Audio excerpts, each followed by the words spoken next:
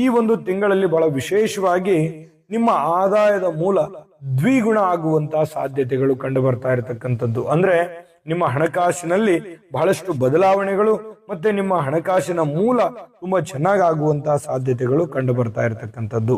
ಇನ್ನು ನಿಮ್ಮ ಆಲೋಚನೆ, ನಿಮ್ಮ ಯೋಚನೆ ತುಂಬಾ ಚೆನ್ನಾಗಿರುತ್ತೆ, ಪ್ರಯತ್ನ ತುಂಬಾ ಚೆನ್ನಾಗಿರುತ್ತೆ, ಆ ಪ್ರಯತ್ನದ ಫಲ ಅದ್ಭುತವಾಗಿರತಕ್ಕಂಥದ್ದು. ಹಾಗಾಗಿ ಸಮಯಕ್ಕೆ ಹೆಚ್ಚಿನ ಮಹತ್ವ ಕೊಟ್ಟು ಮತ್ತೆ ಕೆಲಸದ ಕಡೆ ಹೆಚ್ಚಿನ ಗಮನವನ್ನು ಹರಿಸ್ತಕ್ಕಂಥ ಪ್ರಯತ್ನವನ್ನ ನೀವು ಇಲ್ಲಿ ಮಾಡ್ಬೇಕಾಗತ್ತೆ.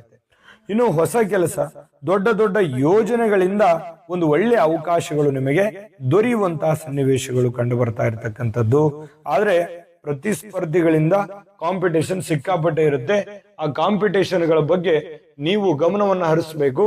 ಅದನ್ನ ಹರಿಸಿದ್ದೇ ಆಯ್ತು ಅಂತಂದ್ರೆ ನೀವು ಮಾಡುವಂತ ಕಾರ್ಯದಲ್ಲಿ ಖಂಡಿತವಾಗ್ಲೂ ಸಕ್ಸಸ್ ಕಾಣುವಂತಹ ಸನ್ನಿವೇಶಗಳು ಬಹಳ ಸ್ಪಷ್ಟವಾಗಿ ಕಂಡು ಬರುತ್ತೆ.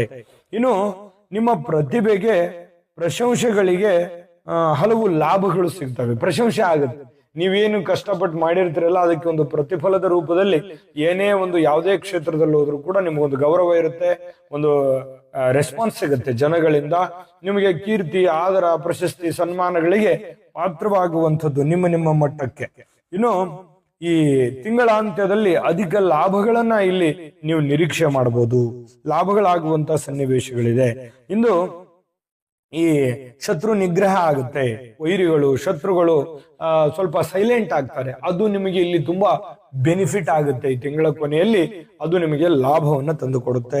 ವ್ಯವಹಾರದಲ್ಲಿ ಯಶಸ್ಸು, ಈ ತಿಂಗಳಲ್ಲಿ ಮಾಡುವಂತ ಕೆಲಸಗಳಲ್ಲಿ ಬಹಳಷ್ಟು ದೊಡ್ಡ ಪ್ರಮಾಣದ ಲಾಭಗಳು ನಿರೀಕ್ಷೆ ಮಾಡಬಹುದು.